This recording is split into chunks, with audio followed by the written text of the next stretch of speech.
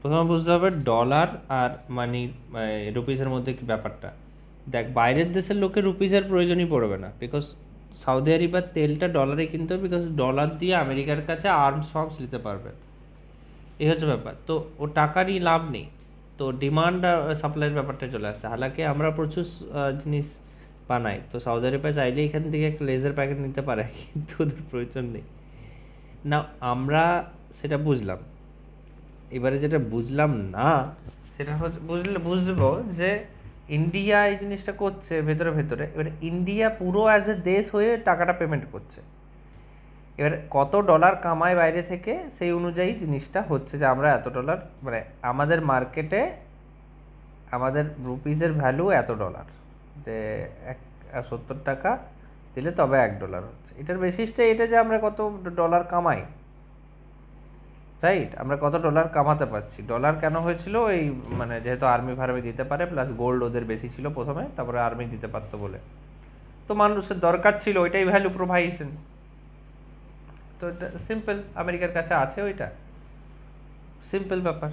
Dollar দাও, আমেরিকার কাছ থেকে কেনো, তো ডলারের পরিমাণটা ওদের কাছে জরুরি হয়ে দাঁড়ালো।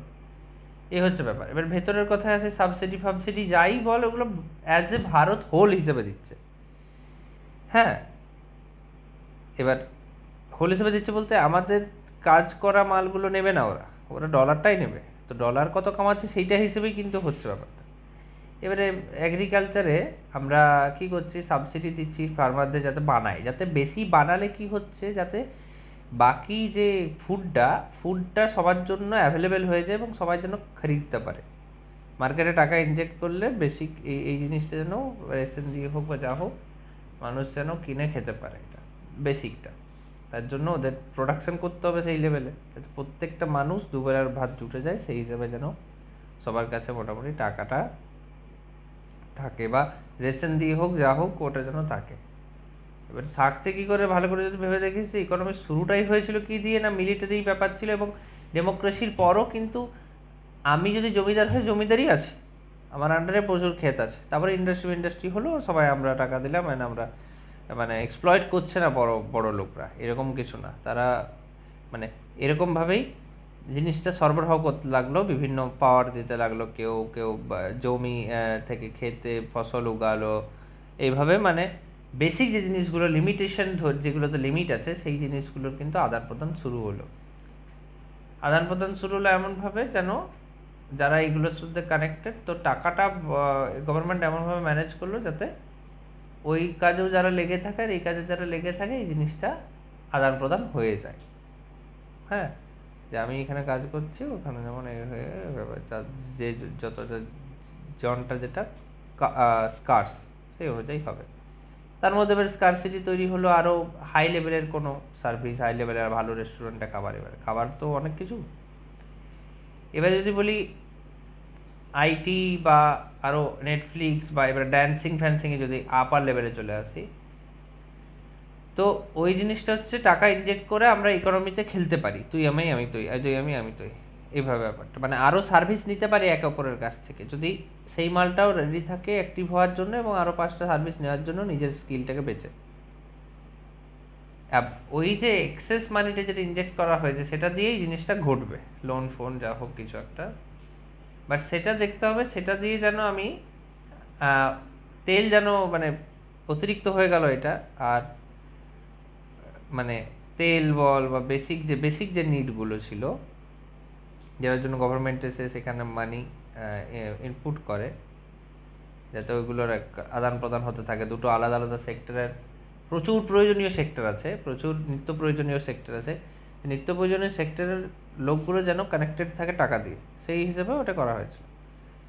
নাও সেই জিনিসটা যেন মানে ইনজেক্ট করা মানিটা যদি অতিরিক্ত হয়ে যায়, তাহলে মানুষ তো ওই লিমিটেড জিনিসগুলোতেও প্রচুর টাকার পরিমাণ, মানে ইনফ্লেশন হয়ে যাবে। অ্যাকচুয়ালি তো লিমিটেড আছে, তাহলে যার বেশি টাকা সেই শুধু কিনতে পারবে। তো ডেফিনেটলি ওই জিনিসটাকে ইয়ে করা হয়, মানে মানে কন্ট্রোল করা হয়। কিভাবে কন্ট্রোল করে আমি জানি না। গভর্নমেন্ট গভর্নমেন্টের সূচনাটা বুঝতে পারলি, যে বড় বড় বিজনেসগুলো বলছে আমাদের একসাথে এবারে ইয়ে করতে হবে, এবং অনেকেই বলছে যে না আমাদের বড় বড় পার্টি এবং হামলা করে দেবে, এই করে দেবে। তখন গভর্নমেন্টের আবির্ভাব হলো ওই ওদের জন্যই, আপার লেভেল লোকগুলোর জন্যই, বা অনেকে হই হাই করলো বলি। হ্যাঁ, যেখানে গভর্নমেন্ট মোটামুটি সবার স্বার্থটাই দেখে এবং সবাইকে মানি গুছি চলে, ট্যাক্স ফ্যাক্স কেটে। কিন্তু জমির মালিকানা সবারই মধ্যে আছে, বা ব্যক্তিগত কেউ কিছু চায়নি, বা গভর্নমেন্ট পুরোপুরি নেয়নি যে আমরা এবারে ডিক্টেটরশিপ করবো, ভাগ বটর আমি করবো, কে কোনটা কি করবে সেই অনুযায়ী ট্যালেন্ট অ্যাকুইজিশন করবো। ওরকম কিছু হয়নি ইন্ডিয়াতে অ্যাটলিস্ট। তো এমনভাবে টাকাটা ম্যানেজ করা হয় যাতে ওই বেসিক যে অ্যাফোর্ডেবিলিটির ব্যাপারগুলো আছে সেগুলো সেইভাবে হয়ে যায়, ঠিক আছে? সেগুলো যেন মানুষ কিনতে পেরে যায়, সাবসিডি ফাবসিডি দিয়ে যা হোক, কিছু বি করে হোক। সাবসিডিটা আসছে কোথা থেকে? সে ট্যাক্স থেকে আলটিমেটলি, যে তোর কাছে বেশি টাকা চালতে চল। এই যে ফার্মারকে সাবসিডি দিচ্ছে, দ্যাট মিনস কি টাকাটা দিচ্ছে যে তুই অন্য কারোর থেকে সার্ভিস পেয়ে যাবি, বাট তুই প্রোডাকশনটা কর, মানে ফার্মার্সদেরকে বা ল্যান্ড ওনার্সদেরকে, যে তোমরা ফার্মার প্রোডাকশনটা করো। এভাবে ভাবতে পারিস যারা টাকা কামাচ্ছে ডলারে আমাদের ভারত থেকে, তাদের কাছ থেকে ডলারের অ্যাজ এ ট্যাক্সটা নেওয়া হচ্ছে, বিকজ তারা ডলারটা যে কামাচ্ছে তারপরেও তো সার্ভিস নিচ্ছে ইন্ডিয়া থেকে। তো যাদের কাছ থেকে সার্ভিস নিচ্ছে তারাও সেই ডলারই পেয়ে যাচ্ছে, এইভাবে ভাবতে পারিস সাবসিডিটা দিচ্ছে আর কি। বাট একটা ডাউট এটা আছে, যখন আমরা পেমেন্ট করছি, হ্যাঁ, যখন ডান্স ক্লাস করছি ধর, তো ডান্স ক্লাসে আসছি মানে দ্যাট মিন্স লোক আসছে মানে তাদের কাছে কিন্তু ইনজেক্ট করা আছে এবং বেসিক জিনিসগুলো মোটামুটি সবাই পেয়ে যাচ্ছে, যাদের অ্যাফোর্ড করার ব্যাপার আছে। ওই অ্যাফোর্ডটা করতেও ফাটে অনেকে। এবার আমি ডান্স ক্লাস করিয়ে পেলাম ওই এক্সট্রা টাকা দিয়ে, এবার কি ইয়ে করতে পারবো? ওই এক্সট্রা টাকাটা যে আমি আর্ন করলাম from the extra money that people have, না ওই যে মার্কেটের যে ইয়েটা ভ্যালুয়েশনটা এমন কি হবে যাতে আমি তেল কিনতে পারি? বিকজ তেলটা তো অন্য মানুষগুলোর জন্য এসছে, আমি তো অপ্রয়োজনীয় একটা বা হায়ার লেভেলের কাজ করে সেটা কামাচ্ছি, তাহলে ফারাক পড়বে না? তো এভাবে ভাবতে পারি যে তেলটা মোটামুটি সবার জন্যই কিনে রাখছে এক একটা গাড়ির জন্য। এবার এক একটা গাড়ির জন্য কিনছে ঠিকই, কিন্তু সাবসিডি দিচ্ছে তো সবার জন্য, একটা বেসিক ইয়েতে আনছে, সাবসিডি দিচ্ছে, যার কাছে বেশি টাকা আছে তার কাছ থেকে কাটছে কিন্তু ট্যাক্স বেশি। ডলার আসছে কি করে? যে আমরা এক্সপোর্ট করি, মানে ইন্ডিয়ান প্রোডাক্টটা বাইরে ইউজ হয়, এই হিসেবে দেখ যে ইন্ডিয়ান প্রোডাক্টের মাল বাইরে বিকে, তো আমরা কাইন্ড অফ সেই হিসেবে তেল কিনতে পারি না সেইটা দিয়ে, সেইভাবে দেখ। তো অনেকে এরকম বিকছে বাইরে, তো তাদের টাকাটা বেশি নিচ্ছে, তাদের ট্যাক্সটা বেশি নিচ্ছে সরকার। তো এইভাবে সবার গাড়ির জন্য মোটামুটি তেল একটা নিয়ে নিচ্ছে। এবার অবভিয়াসলি ডান্স করা মালটা কিন্তু অবশ্যই কিন্তু বেশি টাকা কামাতে পারবে না more than that guy who earns in dollar. যদি ও অতিরিক্ত বেশি টাকা কামায় তাহলে তো মানে এটা তো পসিবলই নয়। এবং ওকে দিবে কি কে? ও আগে দিবে কি কে মামা? মানে ও সেই টাকাটাই পাবে যেখানে ওই 2 লিটার পেট্রোলই পাবে, এরকম একটা ব্যাপার, বুঝতে পারছিস? ও কখনোই কিন্তু এমন টাকা পেয়ে যাবেন নাই, যেহেতু এটা এক্সট্রা টাকা, সবার কাছে এক্সট্রা টাকাটা আসছে কি করে? এক্সট্রা টাকাটা ইনজেক্ট করছে যদি ধরেই নিই, তাহলে ইনজেক্ট করা আসে না, ওটা ওই খেপে খেপে লোন নিয়ে নতুন বিজনেস, নতুন সার্ভিস, এইভাবে হয়। তো এক্সট্রা টাকাটা যে আসছে, এটা ভ্যালুয়েশনটা কীভাবে হচ্ছে? প্রথমত কানেক্ট করছে 5টা অন্য, মানে ওরা যেখান থেকে সার্ভিস, এখান থেকে যেখানে ইয়ে করে, যেগুলো মেন, যেগুলো লিমিটেড রিসোর্সেস, তো সেইগুলো আগে মেটাচ্ছে। হ্যাঁ, তারপর ডলার ফলারের ব্যাপারটা হলো যে বাইরে বিকছে,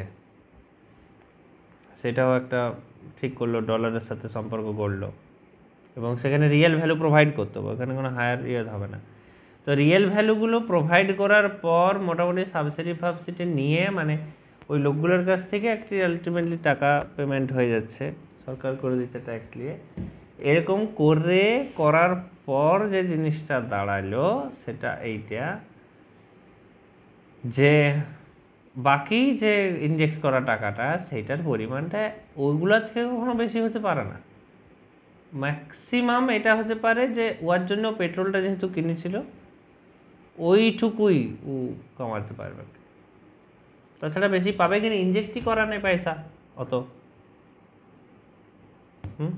ইনজেক্টই করা নেই পয়সা অত, মানে কখনোই অতটা পয়সা বেশি ইনজেক্ট হবে না যতটা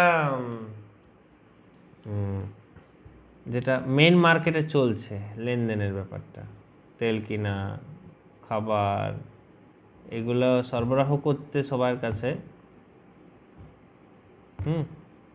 এগুলো সরবরাহ যে চেনটা আছে, তো সবাই তো রেশন পায় না, সবাইকে তো সরবরাহ করে দিচ্ছে না সরকার, বাট সরবরাহ করছে। আমিও পেট্রোল পাম্প 100 টাকাতেই পাচ্ছি, তো সরবরাহ করছে সরকার। এটা করার জন্যে যেটা ফাটছে বা এটা করার জন্য যেটা আছে সেটার ঊর্ধ্বে থোড়ি যাবে। ইনটিউশনটা বুঝে গেছি।